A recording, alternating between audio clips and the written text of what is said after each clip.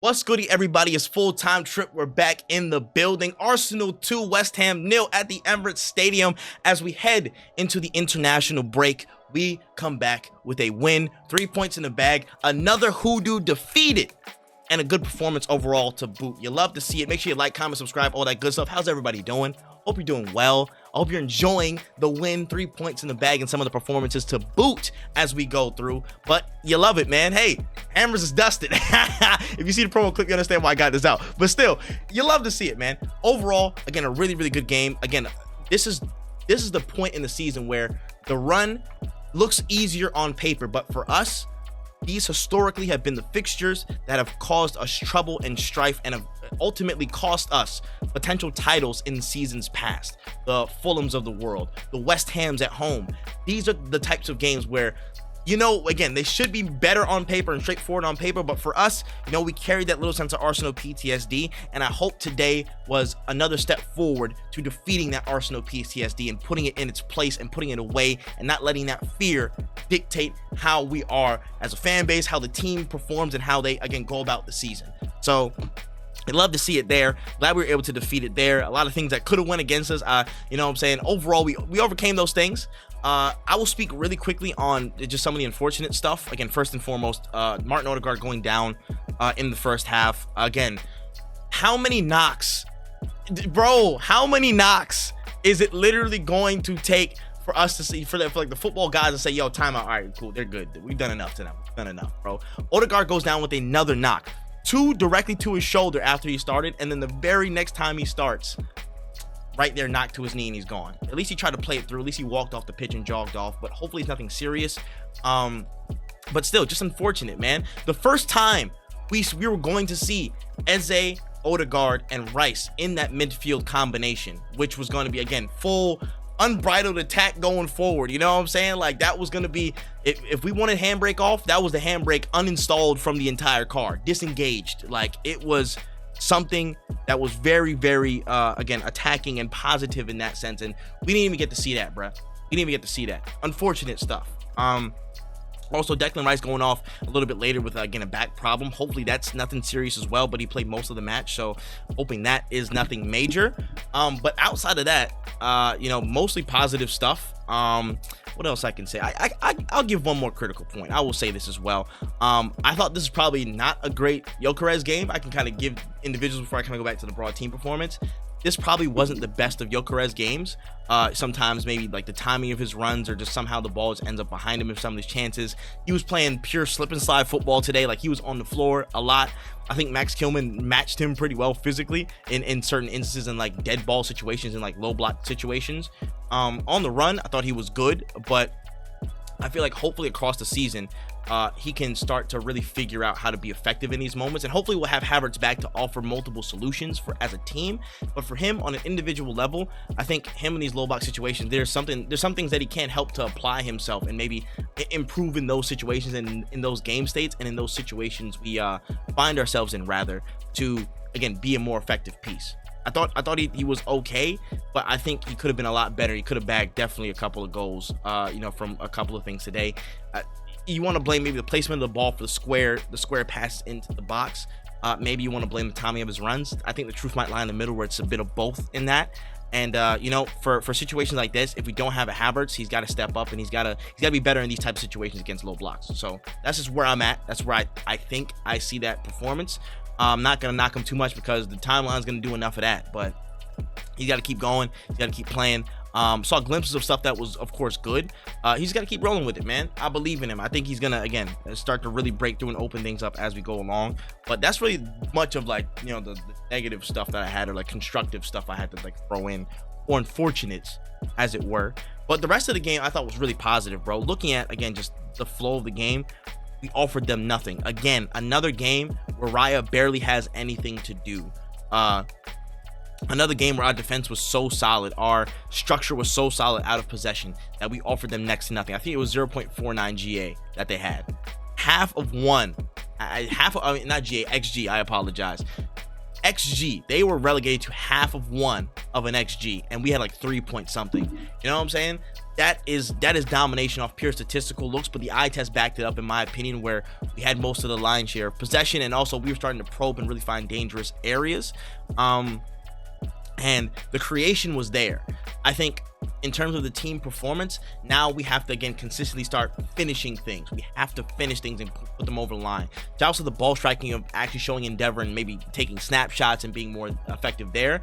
But when the opportunities present themselves, we got to poach. We got to be there and take those chances. The Eze chance that floated over the goal, that was one. I think there was one with I think that was the same chance where Joker is on the floor and he like floated up and then it fell to Eze. I think there was a couple more that I'm forgetting off the top of my head where we definitely could have been a lot more better there. So again, chance creation, I'm seeing get better and better every game with combinations of people of how to unlock these blocks. Again, Odegaard in that first half with the chances that he was able to kind of create and help contribute to, helped open things up. Eze was making things happen. Zubimendi, who I'll speak on a little bit later as well, was really, really good in creating some chances and gaps with how West Ham were set up. And we found ways through. Now it's about finishing dinner. We know that we can create. Now it's about finishing dinner. So we have to be clinical. We have to finish our chances that we get, or else we'll be subject to, stories that we've seen before. We create a lot and then we concede some bogus goal at the end, a la the first part of Newcastle and how that game went until we responded late. So that's just my 2 cents on kind of the overall, but there were so many good things. Happening, bro. Again, relegated them to nothing. Did create a good ton. I'm happy where we're at, bro. We've conceded 3 goals this season in the league.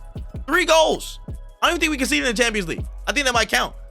Bro, it's been really, really good. Given the time where injuries have happened, we've had the hodgepodge, some of the team. We haven't had our strongest 11 selected all the time. That's really, really helpful. That's really, really positive. That's really, really endearing for me. And I think that's been one of the hallmarks as well with how we've been able to create with different combinations of people. I think that was exemplified by how, again, Zubimendi played. I think while I don't fully enjoy Trossard starting because of how his finishing sometimes dips, him starting and him folding into the midfield and dropping in there to create different combinations and open up play in a different dynamic in a different way, and that being employed, that's been super effective. That has been really, really, really effective for us, and I can't understate the quality, and credit to Mikel Arteta, credit to the players that again commit to that idea and helping create different solutions. That has been really, really good. Again, despite my and other people's inclination that Trossard is also he just becomes a clinical finisher whenever he just comes off the bench and becomes a impact player or finisher than him starting, but I still thought overall his performance was really, really good today. He helped contribute again to those dynamics that help us open up teams. I think we're at a point where we're getting the personnel and we're getting the connections there to again build and create a lot of different ways we can hurt teams who are set up to be really, really compact and really, really consolidated and open them up. I think we're having that. The availability is opening up the tactical possibility for us, and I think Arteta is exploiting that very well so far overall throughout the season this year. And I think ever since the City game, we've been seeing a lot more of that open up. I've been seeing the graph start to go this way, start to really uptrend and become exponential to where we're exploring a lot of different tactical solutions, and the players are finding a lot of different solutions on the pitch to just create, just to make things happen. And again, it goes back to finishing dinner on top of that, but I'm loving what I'm seeing from the overall play. Performances, standouts. I'm gonna give one of them to Calafiori. Calafiori was absolutely fantastic. This is what Maverick footballers do, bro. This is what Maverick footballers do. They find themselves in spaces. They make things happen. The shot that he had off the post, I wished it would have went in, help validate this stuff. But he is such a good player. He's such a valuable player for us as well. It is almost beyond words how good he is. In the stead of Odegaard coming off, he occupies those same spaces in possession that Odegaard vacated when he came off the pitch. And he becomes an extra problem for them to worry about. He becomes an extra consideration for West Ham's defense to worry about. And you see him combining on that side, going to the left-hand side, trying to combine with Trossard and such, going to the byline in some cases. Again, on the right-hand side, to let Eze occupy the left-hand side and become an extra, additional number in the build-up there throughout the midfield for them to track. That Maverick quality is so underrated. It adds to asking more questions of the setup that West Ham has, and that creates opportunity for us. He's so good. He's so good, and people question it. People question it when it's right in front of your eyes, bro. I'm telling you, he's so damn good for what we do, and he's so beneficial. And I think you saw that, especially today when Odegaard came off. I think it was just amplified. It was amplified of how effective his positioning is and the free roam capability he has. It is super helpful for how we play. Super helpful to the attack and people wanting to see chance creation and us, pelting the goal. He's a big part in that. So if you're saying, hey, we need to create more, and you're also cussing Calafiori, you're battling against your own interests. You're battling against your own interest time and time again. That's all I'll say on that. Who else was a good standout today? Declan Rice. I thought Declan Rice was a really, really good standout today. Obviously, I think he was close. I'm gonna stand on my opinions. I think he was close to my man of the match. With again the goal and the overall performance, just in the stead of Odegaard. I think you saw the tweaks as well when Zubimendi came on. You saw him again advance a bit more directly, start to carry the ball a little bit more. But on again all sides, all phases, he's so good at every damn phase of what he does. He's so good, bro. He's so good. We saw it from the midweek as well. We saw it from today. Dog, give him something, he's gonna achieve it. Like, we paid less than what we should have. We paid less than what we should have. I'm giving it a buck, bro. He's fantastic. I'm not too many words outside of that. He was bossing it today. In a game where, again, he's gonna score. You know what I'm saying? Like, he found another way to get through, and he was hooping. You love to see it. Saka, I thought, again, very effective in his touches, very smart in his play as per usual. And again, just a special shout out to him getting 100 GA at 24 in the Premier League on his 200th appearance. He is just 24. He is among the likes of, like the Owens of the world, the Fabregases of the world. Lukaku when he was at Everton and balling out. Like, he's in that caliber of player coming up at that stage of his youth, the stage of his development, stage of his play. He is a boss, and I need more PR on his name. I need even more. I need more people cranking the hamster wheel going on about him, man. In Superman, when they had like the monkeys typing PR against Superman, when he found like Lex Luthor's lair and stuff, and he like took him through. I need that, but positive PR for Bukayo Saka. I need all the people spamming stuff on the timeline about Bukayo Saka's greatness, because that's how good he is, bro. You love to see it, bro. Just wonderful stuff from him today as well. Jurriën Timber, I thought he again had really great moments in the half space. Just trying to be an attacking threat and attacking presence. Won us the penalty with his play positionally and trying to attack the spaces that are vacated and left. As much as people have the debate between the offensive threats of Timber and White, I think Timber is making really great cases to say, it's hard to bet against me in any phase of play when you compare me to White. But I'm so glad we have both of them, because they both provide great threats. From what they do. Again, defensive solidity definitely is in the court of Timber. And again, the attacking quality and attacking opportunity that he can create and find was on display today. Good stuff from him. Timber, again, more PR is needed on his name as well. One of the best right backs in world football, period. But for me, my man of the match, I'm going to actually give it to Martin Zubimendi. I thought he was actually fantastic the moment he stepped on the pitch. Wow. People seem to forget that we signed this guy because we locked down his services that long ago. But what a player, man. I'm sorry. What a player. You wanted somebody with the speed, with a higher speed, but also the same tactical nous as a Jorginho, I mean. We have that player, somebody who again can up the tempo very, very highly and also deliver some type of defensive steel to again our setup and our structure and our ranks. This guy's fantastic. Man. And I think in a game where West Ham were ready to kind of retreat and be in such a compact block and maybe press up a little bit when needed, they'll kind of piecemeal things. There were phases where they were going to kind of sit in tight compact lines. Time they're going to drop deep. I thought him picking passes from kind of the QB range, from Jorginho range, balls over the top, balls through the space. I thought they were so key in quality for us to unlock West Ham today even further. He was so good, man. He was so good. I can't even remember if Odegaard subbed off before the first goal. I'm trying to remember off the top of my head.